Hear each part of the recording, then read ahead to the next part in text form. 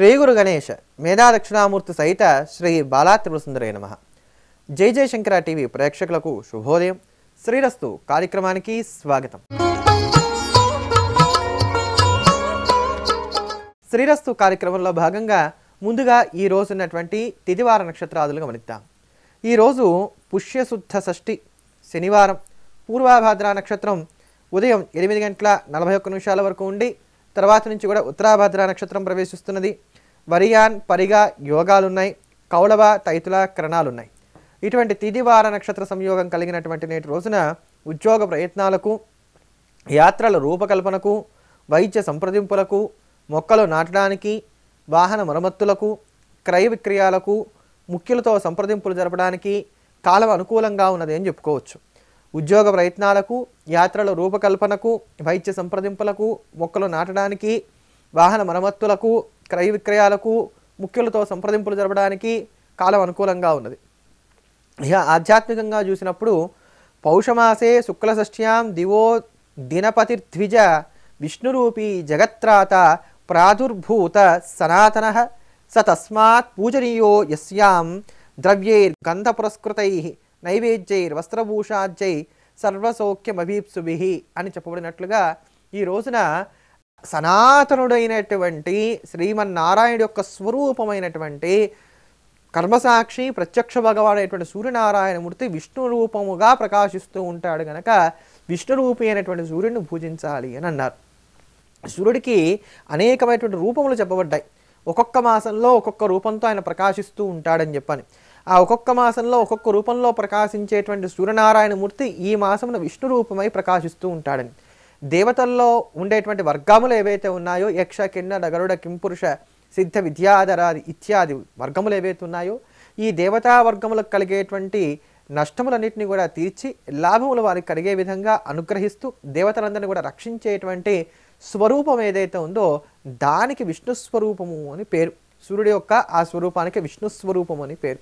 అటువంటి ఆ విష్ణు స్వరూపమై ప్రకాశిస్తుండేటువంటి సూర్యనారాయణమూర్తిని ఈ రోజున జగద్రక్షకుడిగా నమస్కారం చేస్తూ గంధపుష్పాదులతో పూజించి నైవేద్యాదులను కూడా అర్పణ చేసి చక్కగా సేవించినట్లయితే కనుక సర్వ సౌఖ్యములు కూడా కలుగుతాయని చెప్పారు. కనుక ఈ రోజున ఎంత విస్తారంగా సూర్యారాధన చేసినట్లయితే అంత మేలు. సూర్యారాధన చేసేటప్పుడు జ్ఞాపకం పెట్టుకోవాల్సినటువంటి అంశమల్లా ఏమిటంటే మధ్యాహ్నం వేళ మాత్రమే భోజనం చేయాలి, రాత్రికి ఉపవసించాలి. కనుక ఈరోజు రాత్రికి పలహారం చేసి మధ్యాహ్నం భోజనం చేయటం అనేది చెప్పదగినటువంటి అంశం. సూర్యుడికి అత్యంత ప్రీతిపాత్రమైనటువంటిది ఎప్పుడు కూడా దానం. కనుక ఈరోజు ఎంత దానం చేస్తే అంత విశేషమైన ఫలితం కలుగుతుంది. సుబ్రహ్మణ్యార్చన కూడా ఈ రోజున చేయాలి అని చెప్పని మనకి పురాణ గ్రంథాలు తెలియజేస్తున్నాయి. పుష్యమాసం అంటేనే అసలు సుబ్రహ్మణ్య స్వామికి చాలా ప్రీతిపాత్రమైన మాసంగా చెప్తూ ఉంటారు. మార్గశిర మాసము పుష్యమాసం ఈ రెండు కూడా సుబ్రహ్మణ్య స్వామికి చాలా ప్రీతి. అందులో ఈ పుష్యమాసంలో ఉన్నటువంటి షష్ఠి తిథి కలిగినటువంటి ఈ రోజున చేసేటువంటి సుబ్రహ్మణ్య పూజ ఇంకా సత్వరమైనటువంటి ఫలితాన్ని కలగజేస్తుందని చెప్తారు కనుక ఈ రోజున స్వామివారిని అర్చించడం మంచిది. షష్ఠి తిథి అంటే స్వామికి చాలా ప్రీతి. ఎందుకు షష్ఠి తిథి అంటే స్వామికి చాలా ప్రీతి అని అంటే దేవసేనాదేవి యొక్క స్వరూపమై ప్రకాశిస్తూ ఉండేటువంటిది షష్ఠీ తిథి. దేవసేనాదేవికే షష్ఠీదేవి అనేటువంటి పేరు ఉన్నది అని చెప్పని దేవీ భాగవతం కూడా మనకి తెలియజేస్తూ వస్తున్నది. అటువంటి షష్ఠీయుతమైనటువంటి తిథి ఏదైతే ఉంటుందో అది సుబ్రహ్మణ్య స్వామికి చాలా ప్రీతి. ఆ రోజున ఆయన స్వామివారు షష్ఠీదేవితో కలిసి ఉంటాడు కనుక ఎవరైతే ఈ షష్ఠీ వ్రతాన్ని ఆచరిస్తూ ఉంటారో వారందరికీ కూడా సుబ్రహ్మణ్య అనుగ్రహం కలుగుతుందని, ముఖ్యంగా సంతులైనటువంటి వారు ప్రతి షష్ఠికి కూడా ఉపవసిస్తూ సుబ్రహ్మణ్యేశ్వర స్వామి వారిని సేవిస్తూ పూజిస్తూ వచ్చినట్లయితే కనుక వారందరికీ కూడా సంతానం చక్కగా కలుగుతుందని చెప్పడం జరుగుతూ వస్తున్నటువంటి అంశం. దీన్ని దృష్టిలో ఉంచుకొని షష్ఠీ వ్రతాన్ని ఆచరించాలనుకునేటువంటి వారందరూ ఈ రోజు నుంచి దానికి శ్రీకారం చుట్టినట్లయితే చక్కని సంతానం కలుగుతుంది. అసలు అరవ సంప్రదాయంలో ఒక మాట చెప్తూ ఉంటారు. ఇది కొంచెం కష్టసాధ్యమైనప్పటికీ కూడా ప్రతి నెలా వచ్చేటువంటి పాడ్యం మొదలు షష్ఠి వరకు ఉపవసిస్తారు నిరాహారంగా. ఇది బాగా కఠోరంగా ఉండేటువంటి వ్రతం, అందరూ కూడా చేయదగినటువంటి వ్రతం కాదు, చాలా కష్టసాధ్యమైన వ్రతం. అలా ఉన్నటువంటి వారికి స్వామి సాక్షాత్కారం కూడా కలుగుతుంది అని చెప్తారు. అంత ఉగ్రంగా కాకపోయినా ఇవి మొత్తం 6 కవచాలు ఉన్నాయి సుబ్రహ్మణ్య స్వామికి సంబంధించిన కవచాలు. ఇవి పాడ్యమితో మొదలుపెట్టి పాడ్యమి నాడు ఒక కవచం, విదయ నాడు ఒక కవచం, తృతీయ నాడు ఒక కవచం, చతుర్థి నాడు ఒకటి, పంచమి నాడు ఒకటి, షష్ఠి నాడు ఒకటిగా ఈ కవచాలు పారాయణ చేస్తూ వచ్చినా కూడా ఎవరికి ఎటువంటి అనారోగ్యములు ఉన్నప్పటికీ ఆ అనారోగ్య బాధలన్నీ కూడా తీరుతాయి అని చెప్పని మరొక మాట చెప్తూ ఉంటారు. ఇలా 6 కవచాలతో ప్రతిరోజు కూడా పారాయణ చేయనటువంటి వారు ఎవరైతే ఉన్నారో వీరు ప్రత్యేకించి షష్ఠి తిథి ఉన్నటువంటి రోజున లేదా ప్రతిరోజు కూడా సుబ్రహ్మణ్య కవచం ఒకటి వస్తుంది. దీనికే షష్ఠీ కవచం అని పేరు. దీన్ని సుబ్రహ్మణ్య షష్ఠి కవచంగా చెప్తూ ఉంటారు. ఈ సుబ్రహ్మణ్య షష్ఠి కవచాన్ని కనుక నిత్యం పారాయణ చేస్తూ వచ్చినట్లయితే కనుక ఎటువంటి అనారోగ్య దోషములు ఉన్నప్పటికీ తొలగడంతో పాటుగా అద్భుతమైనటువంటి రక్షణ ఏర్పడుతుంది. ముఖ్యంగా గర్భవతులైనటువంటి వారు ఈ స్తోత్రాన్ని కనుక పారాయణ చేస్తూ వచ్చినట్లయితే కనుక చక్కని సత్సంతానం కలుగుతుంది అని చెప్పడం జరుగుతున్నది. అంతటి విశేషమైనటువంటిది ఈ షష్ఠి. అలానే ఈ షష్ఠి కవచములు కూడా. ఈ షష్ఠికి ఉండేటువంటి వైభవాన్ని చెప్తూ ఒక మాట చెప్తారు. ఒకప్పుడు ముచికుందుడు అనబడేటువంటి ఒక మహాసుబ్రహ్మణ్య భక్తుడు ఉండేవారు. ఈయన ఎంతటి ఉద్ధన్వుడైనటువంటి వాడు అనంటే, ఇంద్రుడు ఒకసారి ముచ్చుకుందుడి దగ్గరికి వెళ్ళి అడిగాట, నాకు రాక్షసవాదులు విపరీతంగా ఉన్నాయి, వాలుడనేటువంటి వాడు నా రాజ్యం మీదకి దండయాత్ర చేసి ఉన్నాడు, నువ్వు నాకు సహకరించినట్లయితే ఇరువురం కూడా కలిసి వాలుడిని సంహరిద్దామనగా ముచ్చుకుందుడు సరైనని చెప్పని ఇంద్రుడి దగ్గరికి వెళ్ళి ఇంద్రుడికి సహాయంగా ఉండి వాలుడనేటువంటి రాక్షసుని సంహరించి దేవేంద్రుడికి దేవతారాజ్యాన్ని తిరిగి ఇప్పించగలిగాట. అంతటి ఉద్ధన్నుడైనటువంటి వాడు ముచుకుందుడు, దేవతలకు కూడా సహాయం చేసేటువంటి వాడు. అటువంటి ఆ ముచుకుందుడు కూడా సంతానం లేనటువంటి కారణం చేత ఖిన్నుడైనటువంటి వాడే సుబ్రహ్మణ్యేశ్వర స్వామి వారి కోసం తపస్సు చేశాట. అలా తపస్సు చేస్తూ ఉండగా, నువ్వు దేనికోసం తపస్సు చేస్తున్నావు అని చెప్పి అక్కడికి నారద మహర్షి వచ్చి అడిగాట. అడిగితే అప్పుడు ఆ నారద మహర్షిగా ఆయన చెప్పాట, నాయన నాకు సంతానం లేదు అందుకని తపస్సు చేస్తున్నానంటే, ఈ తపస్సుతో పాటుగా నువ్వు షష్ఠీ వ్రతం చేయి, షష్ఠీ వ్రతం చేసినట్లయితే కనుక కుమారస్వామి త్వరగా అనుగ్రహిస్తాడు, అంతేగాక నువ్వు కోరుకుంటున్నది సంతానం కనుక ఆ సంతానం త్వరగా కలుగుతుందని చెప్పాట. అప్పుడు నారదుడి యొక్క సూచన మేరకు వెంటనే ఈ యొక్క ముచుకుందుడు షష్ఠీ వ్రతాన్ని స్వీకరించినటువంటి వాడై మహాకఠోరమైనటువంటి నియమాలన్నీ కూడా పాటిస్తూ షష్ఠీ వ్రతాన్ని చేశాట.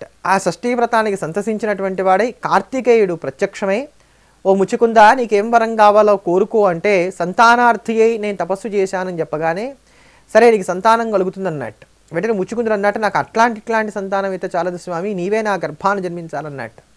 నీవు చేసినటువంటి తపస్సుకు అంత ఫలితము ఇవ్వాలి, కానీ నాతో సమానమైనటువంటి వారు నాకున్నటువంటి గణములన్నీ కూడా అటువంటి వారందరూ కూడా నీ గర్భాన జన్మిస్తారని చెప్పని సుబ్రహ్మణ్యేశ్వరుడు వరప్రదానం చేయగా, ఈ ముచుకుందుడికి సుబ్రహ్మణ్యేశ్వర స్వామి వారి యొక్క ఆంతరంగికులైనటువంటి వీరబాహువులైనటువంటి వారందరూ కూడా సంతుగా కలిగారని చెప్పని వారిని ఆధారంగా చేసుకుని ముచుకుందుడు అనేకమైనటువంటి ధార్మిక కార్యక్రమాలు చేశాడని విస్తారమైనటువంటి కథా వృత్తాంతాలు మనకి ఈ కంద పురాణంలో కనబడుతూ వస్తాయి. అంతటి విశేషమైనటువంటిది షష్ఠి. అటువంటి ఈ షష్ఠిని పురస్కరించుకొని ఈ రోజున మనం నమోదేవ్యై మహాదేవ్యై సిద్ధ్యై శాంత్యై నమో నమః శుభాయి దేవసేనాయి షష్ఠీ దేవే నమో నమః అంటూ ఆ షష్ఠీదేవిని ప్రార్థిద్దాం, తరిద్దాం. ఈ రోజునటువంటి పరిహారాన్ని ఒక్కమారు గమనిద్దాం.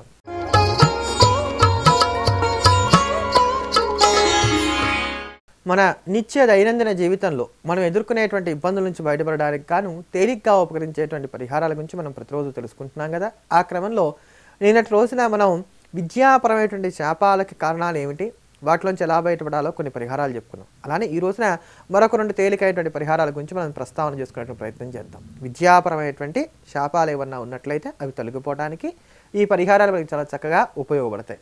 ఇందులో మొట్టమొదటిది ఏమిటంటే, ఇది చాలా చక్కని పరిహారం, ప్రభావవంతమైన పరిహారం, తేలికైన పరిహారం కూడా. దీనికి మీరు చేయవలసిందల్లా అమావాస్య దాటిన తర్వాత వచ్చేటువంటి మొట్టమొదటి గురువారం ఉన్నటువంటి రోజున మీరు 5 గోధుమ పిండితో చేసినటువంటి ఉండలు తయారు చేసుకోండి. అయితే ఇది ఎవరికి వారే చేసుకోవాలి, తల్లిదండ్రులు చేయడానికి కుదరదు, ఎవరికి వాళ్ళే చేసుకోవాలి.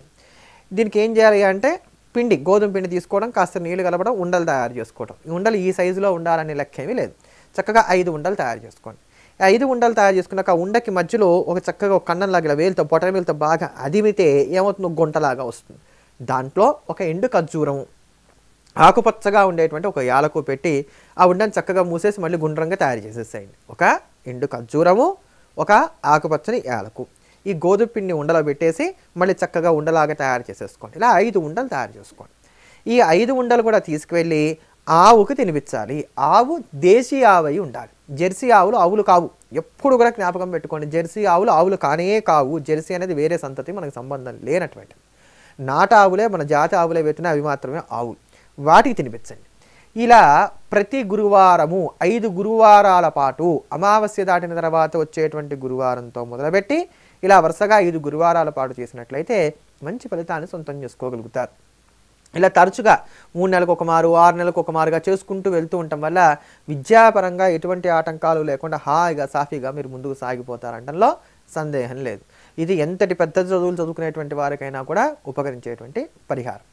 ఇంకొక సాధారణమైన పరిహారం, అంటే ఇది పూర్తిగా విద్యాశాపాన్ని తొలగించుకోవడానికి ఉపయోగపడుతుంది. సాధారణమైనటువంటి పరిహారం, తేలిగ్గా అందరూ కూడా ప్రతిరోజు కూడా చేసుకోవచ్చు, పెద్ద ఇబ్బందికరమైంది ఏం కాదు. ఏమిటంటే కుంకుమ పువ్వు, చక్కగా డబ్బాడు కుంకుమ పువ్వు తెచ్చి ఇంట్లో పెట్టుకొని, ఈ కుంకుమ పువ్వులో ఉండేటువంటి ఒక 2 రేకులు తీసుకొని రోజు కూడా దేవుడికి ఆ కుంకుమ పువ్వుతో బొట్టు పెడుతూ ఉండండి. ఇలా అద్దితే కుంకుమ పువ్వు నిలబడదు కనుక కాస్త గంగాజలం దేవుడికి చక్కగా కిరీటం పైన లేకపోతే నుదుటి పైన తాకించి ఆ కుంకుమ పువ్వు రేకులు పెట్టండి. ఏ దేవుడికి ఇలా మీ ఇష్టం, మీకు ఏ దేవుడు మనసుకు బాగా నచ్చేటువంటి దేవుడు ఉన్నాడో ఆ దేవుడికి అలా పెట్టచ్చు. దాని తర్వాత ఒక 2 కుంకుమ పువ్వు రేకులు తీసుకొని చక్కగా నాలుక మీద వేసేసుకొని దాన్ని ప్రసాదంగా భావించి తినేసేయండి. 1 లేక 2 కుంకుమ పువ్వు రేకులు మాత్రమే, ఎక్కువ తింటే వేడి చేస్తుంది, అందుకని 1 లేక 2 కుంకుమ పువ్వు రేకులు. ఇలా ప్రతిరోజు చేస్తూ రావటం వలన కూడా విద్యాశాపం పోతుంది. అయితే ఇది రోజు చేసుకోవాలి, ఒకరోజు చేసి ఒకరోజు మాని అలా చేస్తే మాత్రం కుదిరేటువంటి అంశము కాదు. ఇటువంటి మరిన్ని తేలికైనటువంటి పరిహారాలతోటి, విశిష్టమైనటువంటి అంశాలతోటి మళ్ళీ కలుద్దాం. ఎల్లప్పుడూ దేశాన్ని ప్రేమిద్దాం, దైవాన్ని స్మరిద్దాం. స్వస్తి.